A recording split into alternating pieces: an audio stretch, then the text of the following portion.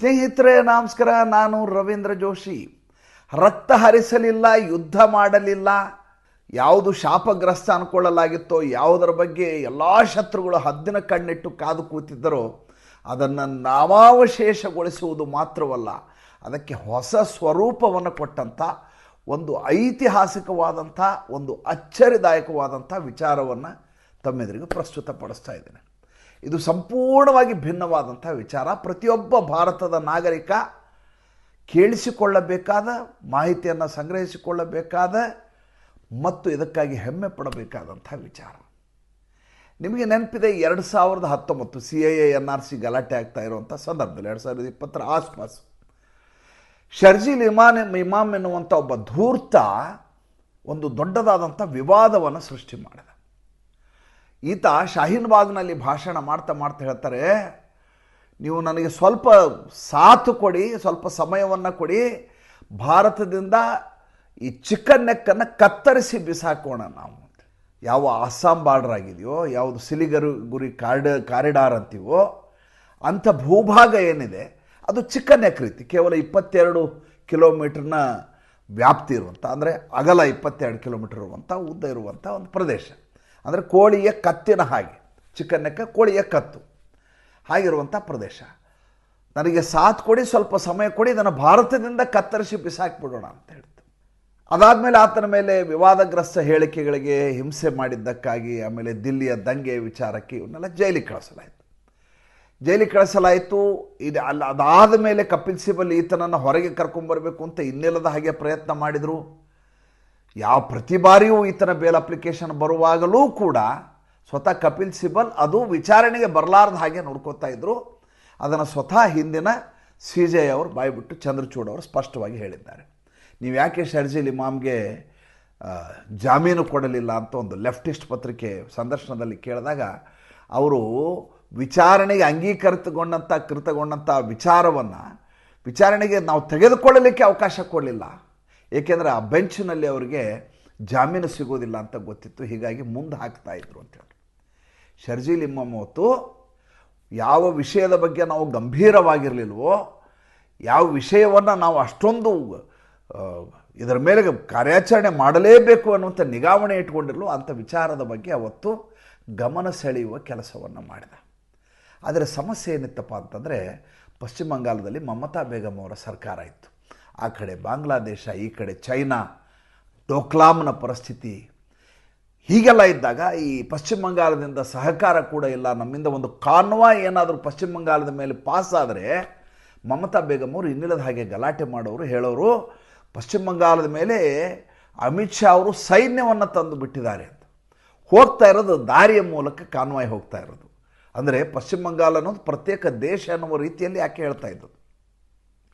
ಹೀಗಿರುವ ಸಂದರ್ಭದಲ್ಲಿ ಇದ್ದಕ್ಕಿದ್ದ ಹಾಗೆ ಪಶ್ಚಿಮ ಬಂಗಾಳದಲ್ಲಿ ಚುನಾವಣೆ ಶುರುವಾದ ಸಂದರ್ಭದಲ್ಲಿ ಭಾರತೀಯ ಜನತಾ ಪಾರ್ಟಿ ಗೆಲುವಾಗತ್ತೆ.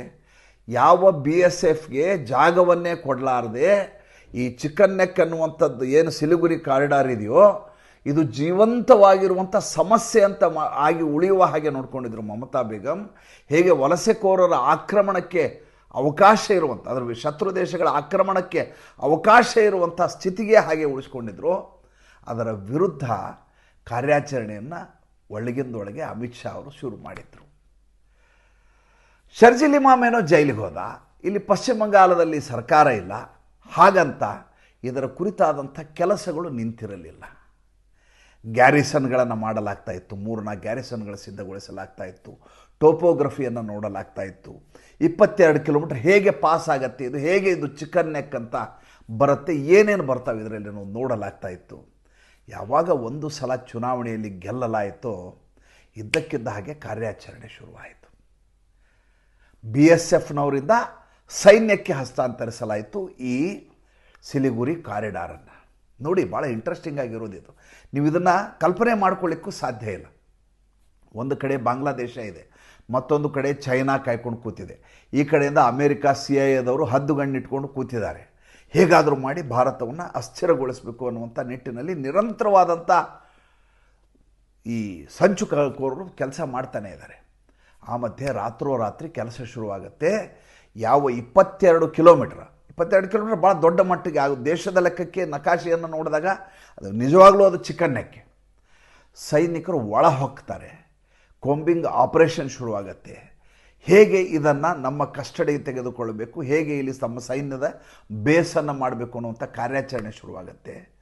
ನೀವು ನಂಬಲಿಕ್ಕೆ ಸಾಧ್ಯ ಇಲ್ಲ, ಈ 22 ಕಿಲೋಮೀಟ್ರ್ ಅಂತ ಹೇಳಲಾಗ್ತಾ ಇತ್ತಲ್ಲ, 22 ಕಿಲೋಮೀಟ್ರು 42 ಕಿಲೋಮೀಟ್ರ್ ಆಗಿತ್ತು. ಒಂದು ಕಡೆ ತೀಸ್ತಾ ನದಿಯ ಉಪನದಿಗಳು, ಆ ಉಪನದಿಗಳ ಕಣಿವೆ ಪ್ರದೇಶ, ಅಲ್ಲಿಂದ ಬಂದಂಥ ನೀರಿನ ಒಡ್ಡು ದಂಡೆ, ಇದೆಲ್ಲವೂ ಕೂಡ ಹೇಗೆ ನಮಗೆ ಯಾವುದಾದ್ರೂ ಒಂದು ಜಾಗ ತೆಗೆದುಕೊಂಡಾಗ ಪಕ್ಕದಲ್ಲಿ ಖರಾಬ್ ಜಮೀನು ಅಂತ ಹೇಳ್ತಾರೆ. ಯಾವುದಾದ್ರೂ ನಾವು ಜಾಗ ತೊಗೊಂಡಾಗ ನಿಮ್ಗೆ ಇಷ್ಟು ಜಾಗ ಸಿಗತ್ತೆ ರೀ, ಪಕ್ಕದೆಲ್ಲ ಖರಾಬ್ ಅದು, ಅಂದರೆ ಅದನ್ನು ಯಾರು ಗಮನಿಸೋರೋದೇ ಇಲ್ಲ, ಅದು ಯಾವುದೋ ಲೆಕ್ಕಾಚಾರನೇ ಇರೋದಿಲ್ಲ ಅದಕ್ಕೆ. ಹಾಗೆ ಖರಾಬ್ ಅನ್ನುವಂಥ ಬಫರ್ ಜಮೀನು ಅನ್ನೋದಿದೆಯಲ್ಲ, ಅದು 22 ಕಿಲೋಮೀಟ್ರ್ ಇತ್ತು. ಅಂದರೆ ಒಟ್ಟು 44, 42 + 2 44 ಕಿಲೋಮೀಟರ್.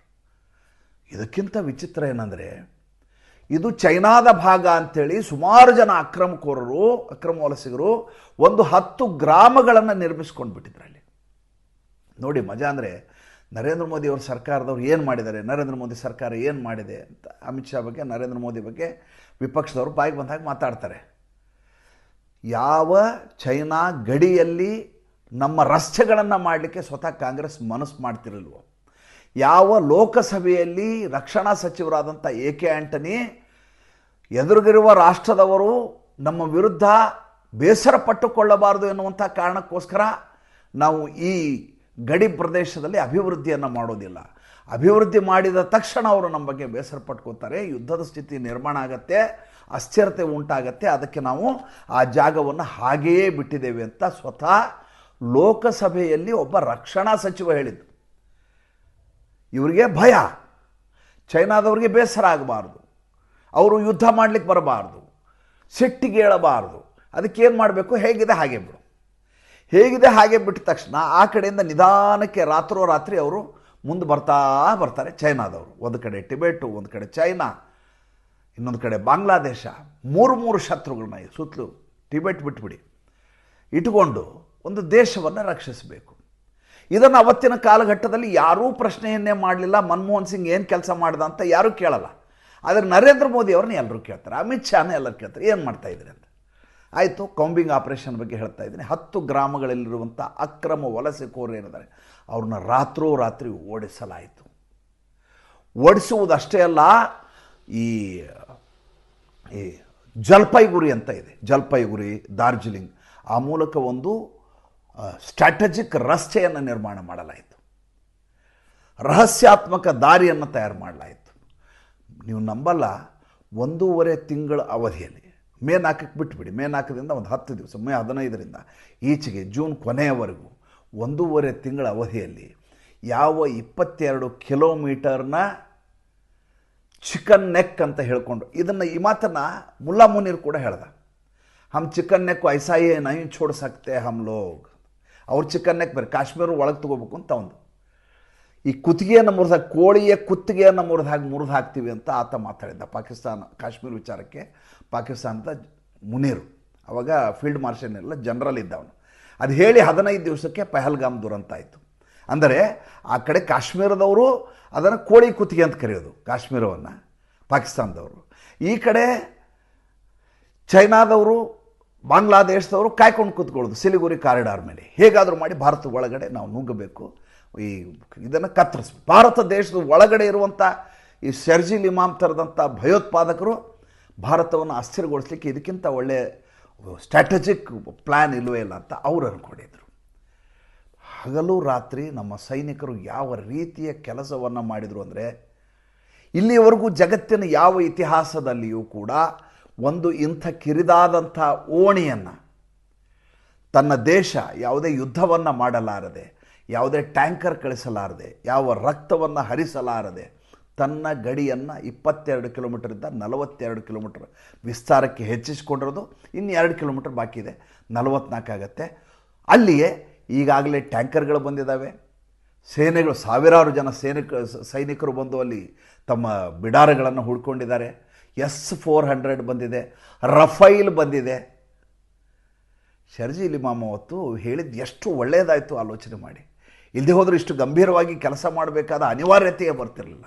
ಇವರ ದೃಷ್ಟಿ ಇರೋದು ಅದರ ಮೇಲೆ, ಇವರು ಕನ್ನ ಹಾಕಬೇಕು ಅಂತ ಮಾಡಿದ್ರು ಚಿಕನ್ ನೆಕ್ ಮೇಲೆ ಅಂತ ಇವಾಗ ನಮಗೆ ಅವತ್ತೇ ಸ್ಪಷ್ಟ ಆಗಿತ್ತು. ಆದರೆ ಅಸಹಕಾರದ ಕಾರಣದಿಂದ ಮಾಡಲಿಕ್ಕೆ ಸಾಧ್ಯ ಆಗಿರಲಿಲ್ಲ. ಒಂದು ಮಾತನ್ನು ಅಮಿತ್ ಶಾ ಭಾಳ ಚೆನ್ನಾಗಿ ಹೇಳಿದರು, इसका बाप का नहीं है वो चिकन नेक, जो हमारा आसाम है, हमारा सिलीगुड़ी कॉरिडोर है, ये शर्जील इमाम का बाप का नहीं है वो उसको देने के लिए, और ಅಪ್ಪಂದಲ್ಲ ಇದು ಅಂತ ಹೇಳಿದ್ರು. और हमारा पुलिस ऐसा लोगों को नहीं छोड़ सकता है.